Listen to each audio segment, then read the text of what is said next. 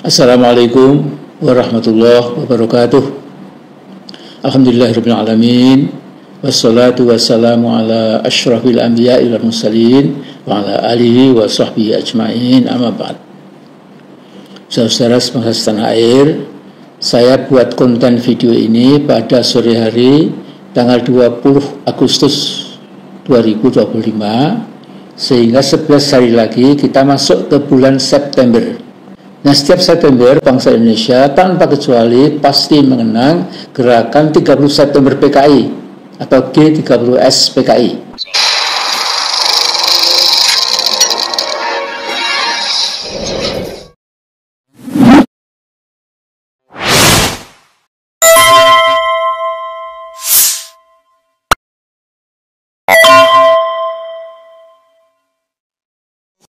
Yaitu peristiwa kudeta dan sekaligus pemberontakan PKI untuk menguasai Indonesia pada tahun 1965. Namun jangan pernah kita lupakan, sebelum itu, tanggal 18 September tahun 1948, jadi baru 3 tahun Bung Karno dan Bung Hatta memproklamasikan kemerdekaan Republik Indonesia, PKI laknat itu sudah melakukan pemberontakan di Madiun. PKI membabi buta membunuh secara keji semua yang dianggap musuhnya. Ribuan nyawa umat Islam termasuk para ulama NU dilenyapkan dan simbol-simbol Islam dihancurkan. Harta orang-orang Islam dijarah dan beberapa wilayah di sekitar Madiun sudah sempat dikuasai PKI seperti Magetan, Ponorogo, Ngawi, dan beberapa daerah lainnya. Nah, bendera merah putih dimanapun ditemukan langsung dibakar oleh PKI dan diganti dengan bendera Palu Arit. Potret Bung Karno diturunkan diganti dengan potret Muso, tokoh PKI. Namun alhamdulillah TNI, tulang punggung pertahanan bangsa Indonesia, berhasil melipas PKI Madiun itu dalam waktu 3 bulan. Ternyata kader-kader PKI cukup disiplin dan militan. Mereka hancur sebentar, tapi kemudian melakukan konsolidasi dan membangun kohesi kepemimpinan di bawah DNID. Nah, tokoh Dajjal ini berhasil mendekat ke Bung Karno, sehingga di mata rakyat Indonesia PKI memperoleh semacam legitimasi. Apalagi Bung Karno dengan alasan mulia tetapi berbahaya mempelopori persatuan Indonesia dengan gagasan Nasakom, nasionalis, agama, dan komunis. Di bawah payung Nasakom itu, PKI makin leluasa bergerak secara politik. Bahkan setiap jam setelah siaran berita RRI Pusat, rakyat Indonesia yang ada di kota, desa, dan daerah pegunungan pasti mendengar lagu heroik judulnya Nasakom Bersatu. Setiap orang, bahkan anak-anak sekolah rakyat atau SD, pasti hafal lagu Nasakom itu. Saya pun masih hafal sampai sekarang, yaitu acokan tinju kita, ayo maju, bulat semangat kita, ayo terus maju, Nasakom bersatu, singkirkan kepala batu, Nasakom satu cita, sosialisme pasti jaya. Nah, ibu saya, almarhumah sangat saya cintai, setiap mendengar singkirkan kepala batu itu mengatakan, Min, kepala batu itu kita, Masyumi, PSI, dan orang-orang yang nggak disukai oleh PKI. Nah, menjelang pecahnya G30 PKI itu, kata Nasakom satu cita diganti dengan Nasakom satu jiwa. Maksudnya supaya bangsa Indonesia betul-betul berjiwa komunis, sekaligus campur aduk, kebingungan, dan nggak karu-karuan.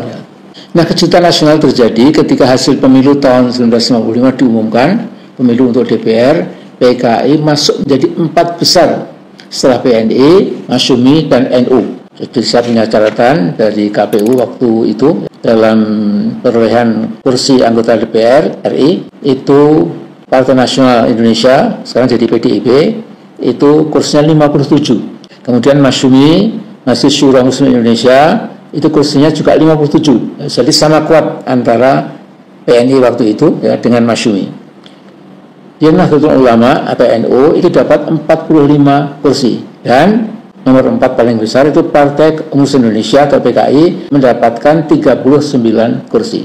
Berikutnya kecil-kecil yaitu Partai Syarikat Islam Indonesia 8 kursi, Partai Kristen Indonesia 8 kursi, Partai Katolik 6 kursi, PSI 5 kursi, PSI Partai Sosialis Indonesia, bukan PSI yang sekarang ya. Kemudian IPKI, Ikatan Pendukung Kemerdekaan Indonesia 4 kursi, Pergerakan Tarbiyah Islamiyah PERTI 4 kursi, kemudian Partai Buruh 2 kursi, dan mengecil ya sampai ada satu kursi, yaitu bawa pergi satu kursi, kemudian Pir Wongsonegoro dapat satu kursi. Nah, saudaraku, waktu itu terkenal ungkapan bahwa PKI merupakan partai komunis terbesar di luar kubu atau blok sosialis.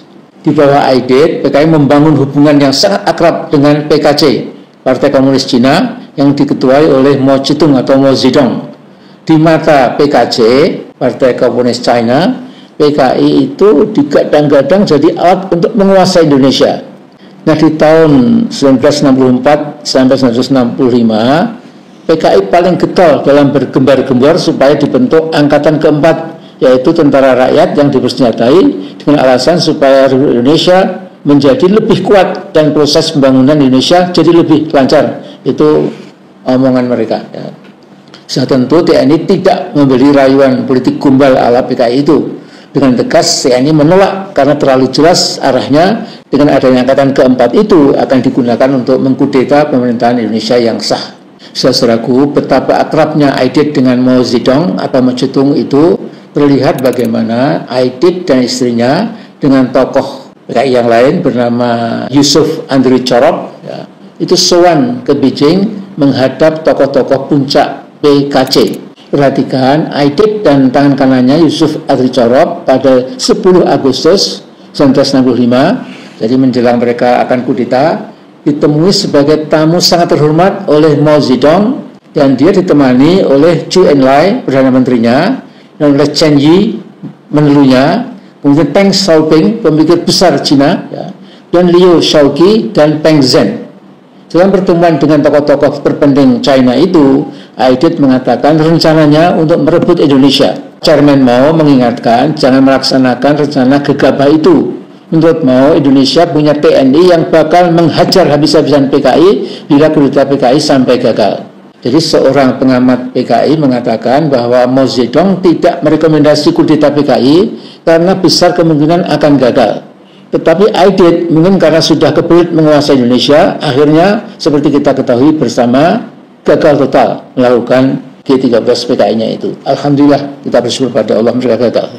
Jadi saudaraku, peristiwa G30S PKI itu memang mewariskan sebuah titik sejarah yang amat sangat kelam, karena ratusan ribu bangsa Indonesia itu lenyap nyawanya gara-gara 7 pahlawan revolusi dibawa ke lubang buaya. Kemudian kami memahami kalau TNI kemudian menjadi marah betul ya, bagaimana mungkin para jenderal yang sudah banyak pengorbanannya untuk melindungi negeri kita ini dari berbagai musuh dari dalam maupun luar ya, kemudian secara sangat keji itu dibantai dan dibuang ke sumur lubang buaya. Tetapi yang kadang-kadang kita lupakan, peristiwa G30 PKI itu telah mengakibatkan ratusan ribu orang meninggal dunia secara sia-sia. Jadi pengamat Indonesia atau Indonesianis dari Amerika bernama Benedict Anderson tahun 1966 itu mengatakan bahwa yang meninggal sia-sia bangsa kita itu ada 200.000 orang. Tetapi tahun 1985 Benedict Anderson mengkoreksi pernyataan sebelumnya. Menurut dia itu yang terbunuh sia-sia itu antara 500 juta sampai 1 juta orang. Memang ini betul-betul sebuah poin sejarah modern kita yang luar biasa gelap, kelam, dan sekaligus biadab dan bengis. Ya. Bagaimana ada sekitar 0,5 juta orang kalau betul ya itu hilang begitu saja ya, karena pertarungan ideologi ya, yang pemecahnya bukan adu argumen, bukan adu narasi, bukan menawarkan perspektif masing-masing ideologi itu ya, dan kemudian dipecahkan secara sangat primitif ya, yaitu dengan cara melenyapkan musuh politik. Nah, saya kira tetap itu sesuatu kejadian yang tidak bisa kita ulangi kembali. Dalam konteks ini saya ingin mengingatkan seluruh anak bangsa agar tetap mewaspadai Jokowi dan para gangster politik dari Solo.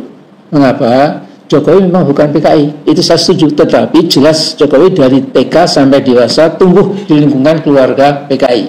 Kata Jokowi, kan saya masih sekolah TK waktu pecah pemberontakan G13 PKI, masa ada PKI taman kanak-kanak. Nah, kita harus tetap ingat 10 tahun Jokowi jadi presiden, dia sowan ke kakak asuhnya, ke suhunya sebanyak 8 kali sowan ke Xi Jinping. Jadi 8 kali selama 10 tahun. Yang lebih sering lagi mungkin anak-anak buahnya entah siapa, apalagi ada perjanjian antara Indonesia RRC yang membolehkan keluar masuk Indonesia tanpa visa, ya, itu tentu di luar pantauan media massa. Ini perkiraan saya, setiap September sejak 1965 kita harus meningkatkan kewaspadaan nasional kita. Mulyono dan para ternaknya itu pasti yakin tidak mungkin Presiden Prabowo bisa dilengsarkan atau digulingkan seperti omongan kurang ajar kader PSI. Akan tetapi mereka bisa terus mengganggu stabilitas pemerintahan Pak Prabowo. Ini yang saya perhatikan. Saya tetap berpendapat PKI belum mati, seperti Jokowi belum mau berhenti cawe-cawe kampungannya. Istilah kampungan ini saya impor dari Luhut Binsar Panjaitan yang sering suka kata kampungan. Akhirnya satu pertanyaan sederhana untuk Prabowo Subianto, sampai kapan Anda mau terus berada di bawah bayang-bayang guru Anda yang pokok itu?